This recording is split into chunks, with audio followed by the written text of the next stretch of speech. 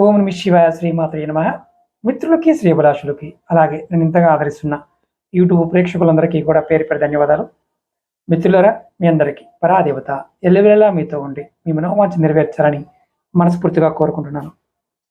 ఈ షార్ట్ వీడియోలో ఎవరైనా సరే దీర్ఘకాలంగా మీ ఇంట్లో వ్యాధులతో బాధపడుతూ ఉంటే ఒక తేలికైన మంత్రం ద్వారా మనం ప్రయోజనాన్ని పొందవచ్చు. ఇది చాలా అద్భుతమైన, తేలికైన, అత్యంత ప్రయోజనకరంగా ఉండే తాంత్రిక మంత్రం.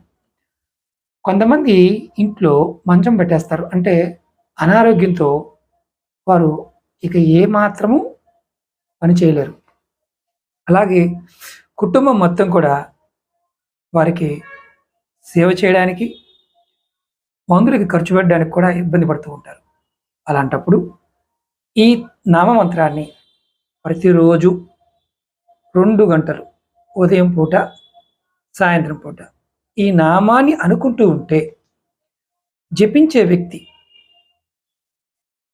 తనకి ఏదైతే అనారోగ్యంగా ఉందో ఆ అనారోగ్యం అలా తొలగిపోతుంది. ఇది ఉదయం 2 గంటల సేపు అనుకోవాలి, సాయంత్రం 2 గంటల సేపు అనుకోవాలి.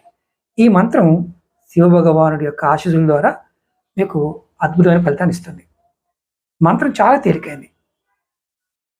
ఓం మామూలుగా మీకు గణపతిని తలుచుకొని, ఓం గణపతి నమః అని తలుచుకొని ఈ మంత్రాన్ని తలుచుకోండి.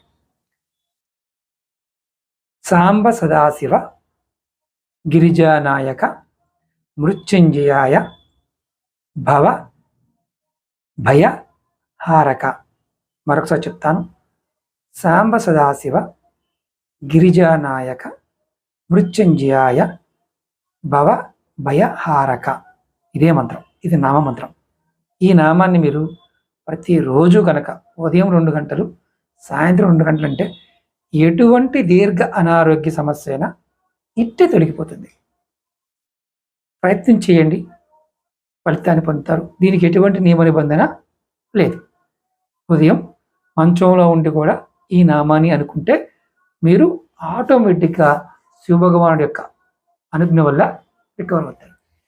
ప్రయత్నం చేయండి, ఫలితాన్ని పొందండి. అలాగే మీకు ఈ వీడియో నచ్చినట్లు లైక్ చేయండి. కొత్తగా చూసే మిత్రులు ఛానల్ని సబ్స్క్రైబ్ చేసుకొని పక్కనే ఉన్న గంట సింబల్ని యాక్టివేట్ చేసుకోండి. 10 మంది మిత్రులకు షేర్ చేయండి. ఎవరికైనా జాతక పరిశీలన చేయించుకోవాలనుకునేవారు 9440593655